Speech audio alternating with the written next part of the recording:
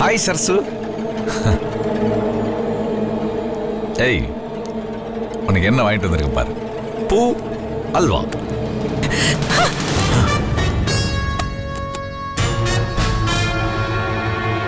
சர்சு, நான் இருக்கிற நிலைமையில இந்த பூ அல்வாவை ரொம்ப முக்கியம். என்ன சர்சு, என்ன நடந்தது? என்ன நடந்ததுன்னு முதல்ல நீங்க சொல்லுங்க, அப்புறமா நான் சொல்றேன். நான் போகும்போது சிரிச்சு சிரிச்சு வழி அனுப்பி வச்ச, வரும்போது எரிஞ்செறிஞ்சு விழுற. நான் இப்படிலாம் உன்னை பார்த்ததே இல்லையே சரசு. நான் கேக்குற கேள்விக்கு மரியாதையா பதில் சொல்லுங்க. சரி கேளு. சாயங்காலம் எங்க போனீங்க? புடவை கடைக்கு. என்ன வாங்குனீங்க? புடவை வாங்கினேன். எத்தனை புடவை வாங்குனீங்க? ஒண்ணே ஒண்ணுதான். இந்த புடவையோட விலை எவ்வளோ? அது 5000 ரூபா. இந்த புடவையோட பில்லு தானே இது? ஆமா. காசு கொடுத்தீங்களா இல்ல கார்டுல தேய்ச்சீங்களா? கார்டு தான் தேய்ச்சேன். கார்டுல தேய்ச்ச பில்லு தொகை எவ்வளவுங்க இருக்கு? அது 10000 ரூபா. அப்போ 5000 ரூபாய் போட்டு 2 புடவை வாங்கிருக்கீங்க.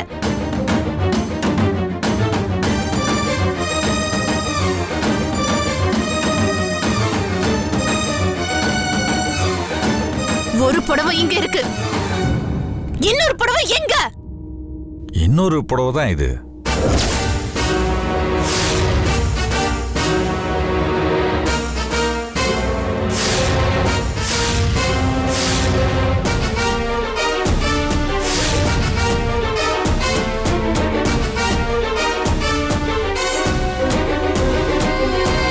என்ன என்ன கேணுச்சுன்னு நினைச்சீங்களா? எனக்கு அறிவு இல்ல, எனக்கு கண்ணு இல்ல. 10000 ரூபாய்க்கு புடவை வாங்கிருக்கீங்க, இப்ப கையும் கழுவுமா மாட்டிருக்கீங்க. உங்க வாயில இருந்தே உண்மை வரும்னு எதிர்பார்க்கிறேன். மரியாதையா சொல்லுங்க. ஒரு புடவை இங்க இருக்கு, இன்னொரு புடவை எங்க? இன்னொரு புடவை தான் இது சர்சு.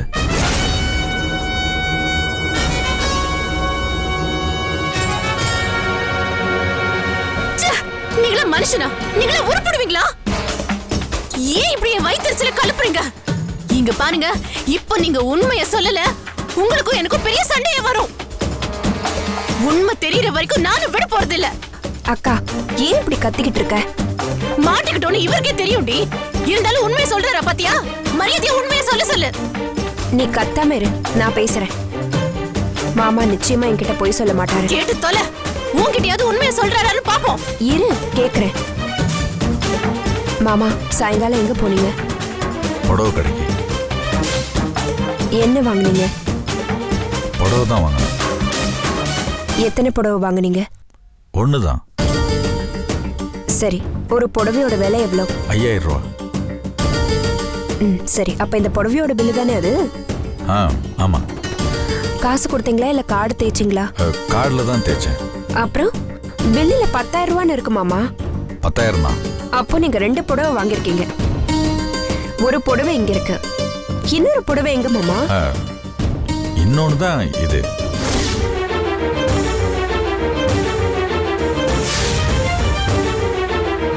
சொல்ல மாட்டாருடி. இந்த ஜென்மத்திலே ஒரு உண்மையா சொல்ல மாட்டார். ஆம்பளைங்க புத்தியே இதானே. நம்மள டென்ஷன் ஏத்தி நமக்கு நெஞ்சு வலி வர மாதிரி பண்ணுவாங்களே தவிர உண்மையா எந்த காலத்திலயும் ஒத்துக்கவே மாட்டாங்க. நீங்களா உருப்படவே மாட்டீங்க. இவங்களுக்கு நம்ம என்னதான் செருப்பா உழைச்சாலும் நம்மள ஏமாத்ததான் பாப்பாங்க.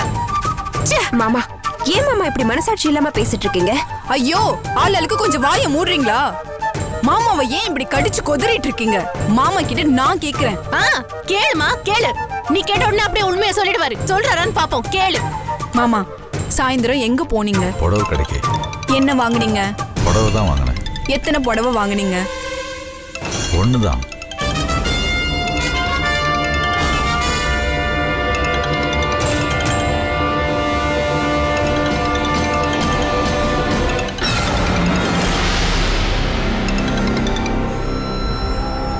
ஹலோ ஹலோ, நான் கவிதா பேசுறேன். ஹலோ கவிதா, நான் அப்புறமா பேசுறேன். இங்க பெரிய பிரச்சனை போயிட்டு இருக்கு. சுப்பு சகல சரசுகிட்ட வசமா மாட்டிக்கிட்டு இருக்காரு. அப்புறமா பேசுறேன். என்ன புடவை பிரச்சனையா? மாட்டி விட்டதே நான் தானே. ஆமா, அங்க நடக்கிற கலாட்டாவுக்கு நான் தான் ஸ்பான்சர். என்னது? சுப்பு எனக்கு தான் புடவை வாங்கி கொடுத்தாரு. அத நான் சரசு கிட்ட போட்டு கொடுத்துட்டேன். இது சுப்புவுக்கு தெரியாது. ஓ, அதுதான் மேட்ரா? அதான் உண்மையை சொல்ல முடியாம சகல மொழி பிதுங்கி நிக்கிறாப்புல. ஆனாலும் பெரிய கல்லூலி மங்கன் தான். 3 பொம்பளைய ரவுண்ட் கட்டி கேள்வி கேக்குறாங்க. ஆனா சமாளிச்சுக்கிட்டு இருக்காப்புல. அப்படியா? அப்போ நீயும் போய் விசாரி. போன் கட் பண்ணாம அப்படியே வச்சுக்கோ. சுப்பு என்ன சொல்றாருன்னு நான் காதுல கேட்கணும். சரி சுப்பு சகல.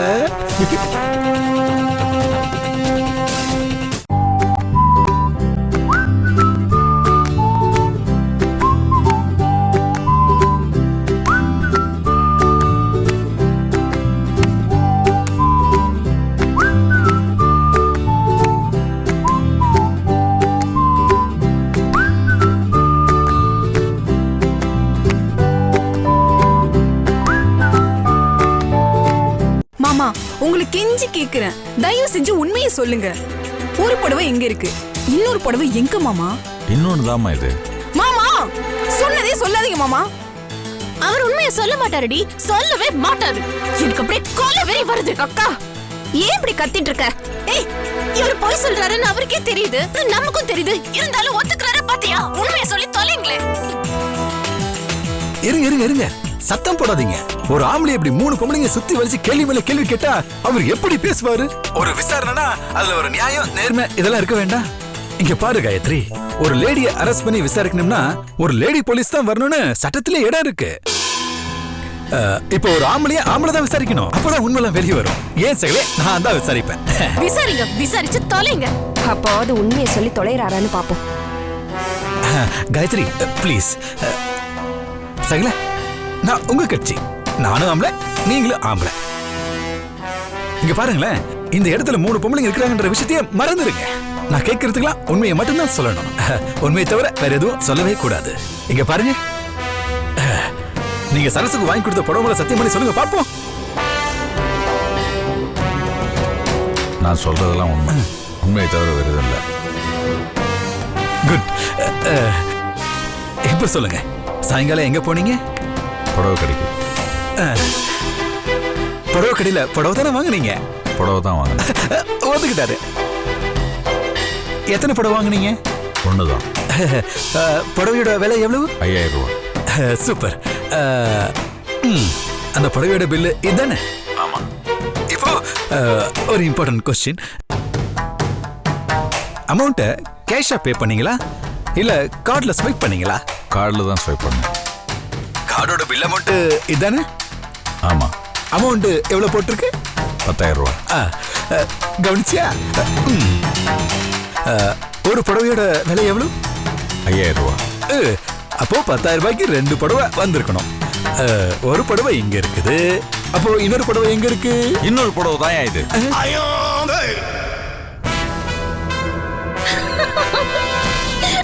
ஏங்க, இத்தனை பேர் மாத்தி மாத்தி கேட்டுட்டு இருக்கோம். எவ்வளவு நெஞ்செழுத்தம் இருந்தா சொன்ன போய் திரும்ப திரும்ப சொல்லிட்டு இருப்பீங்க. நீங்களா ஒரு மனுஷனா? என்ன வேணா பண்ணுவீங்க, என்ன வேணா சொல்லுவீங்களா? உங்களுக்கு எல்லாம் எதுக்குங்க பொண்டாட்டி? எதுக்கு இன்னொரு புடவை வாங்குனீங்க? அது எவனுக்கு கொடுத்தீங்க? எல்லாம் எனக்கு தெரியும். ஆனா உங்க வாயால இப்ப நீங்க உண்மையை ஒத்துக்கல, இந்த வீட்ல ரணகளம் நடக்கும், வீடே பத்திட்டு எரியும். இங்க பாருங்க, உங்களை கடைசியா கேக்குறேன், உண்மையை ஒத்துக்க போறீங்களா இல்லையா? சொல்லுங்க உண்மையை. கொடுத்தீங்க கையெடுங்கல.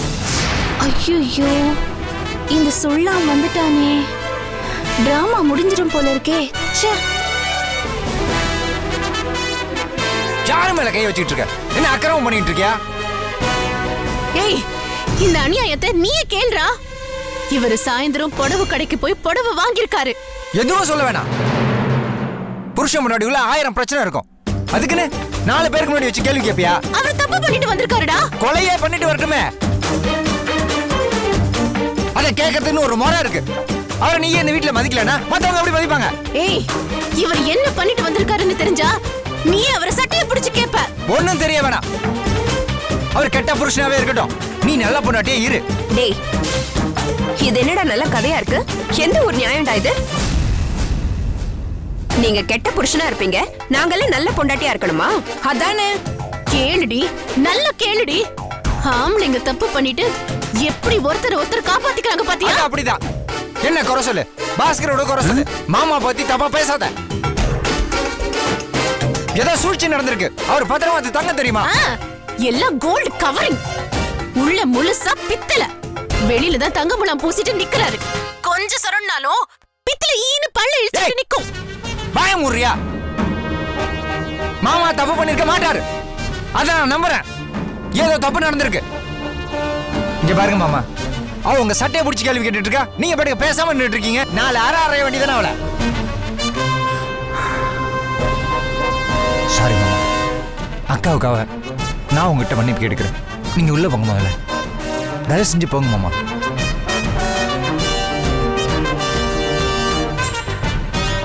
என்ன உங்கள தனியா சொல்லணுமா? தயவு செஞ்சு உள்ள போங்க. இவன் வந்து எல்லாத்தையும் கெடுத்துட்டானே.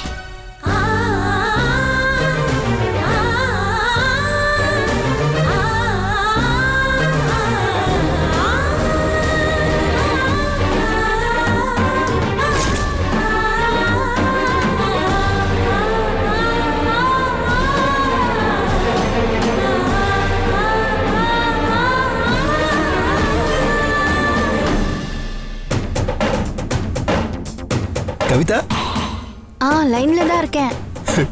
எப்படி இருந்தது கூத்து? 100% என்டர்டெயின்மெண்ட். பைசா வசூல்பா.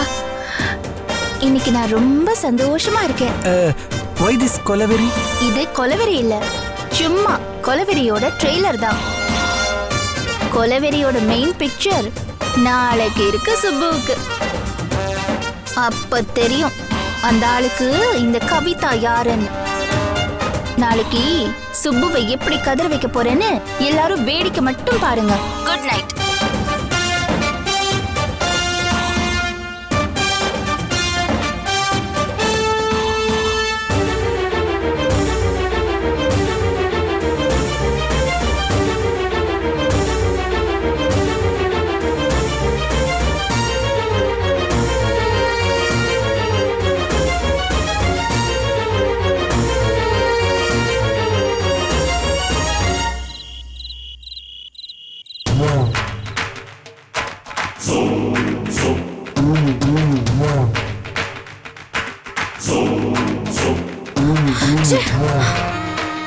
கிழவன காலை வாரி விட்டதுல அப்படியே அடிபட்டு செத்துருப்பான்னு நினைச்சா ஐசியூல வச்சு பழக்கி வச்சிருவாங்க போல இருக்கே. எப்படியாவது ஹாஸ்பிட்டல்ல தங்கி அந்த கிழவனோட கதைய நைட்டோட நைட்டா முடிக்கலாம்னு நினைச்சா அந்த ராஜா கெடுத்துட்டாரே.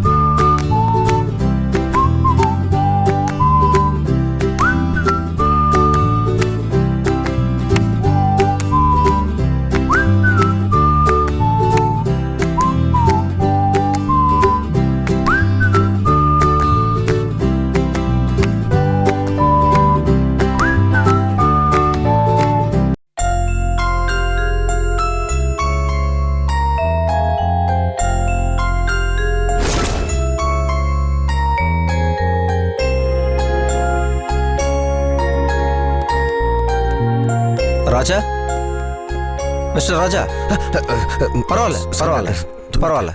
உங்க அப்பா கண்ணு முழிச்சிட்டாரு. டாக்டர், நிஜமா கண்ணு முழிச்சிட்டாரா? அவர் ஏதோ சொல்ல வராரு, எனக்கு எதுவும் புரியல. நீங்க வேணா போய் பேசுங்க. Okay, thanks doctor. போங்க, நான் பேசுங்க.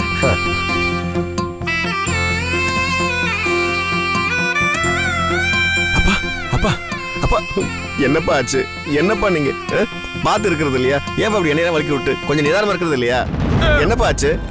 என்னப்பா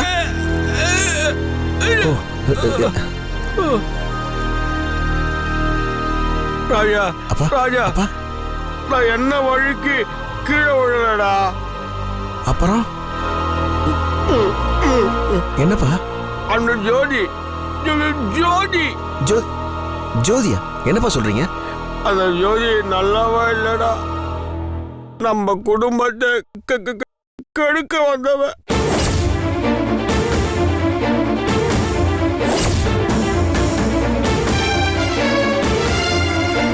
நம்ம குடும்பத்தை நாசம் பண்ண அவ ஏதோ திட்டத்தோட வந்திருக்காடா.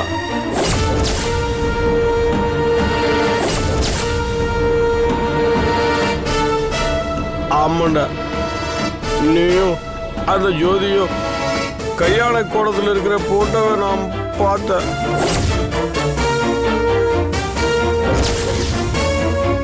நான் அவகிட்ட அதை பத்தி சண்டை போட்டேன். அவ என்கிட்ட மன்னிப்பு கேட்கிற மாதிரி என் காலை வாரி விட்டாடா.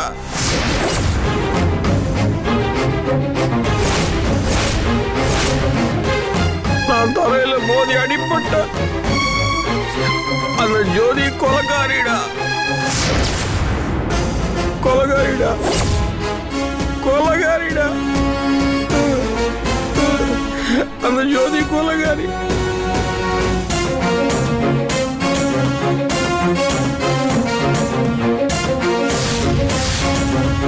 ஜோதி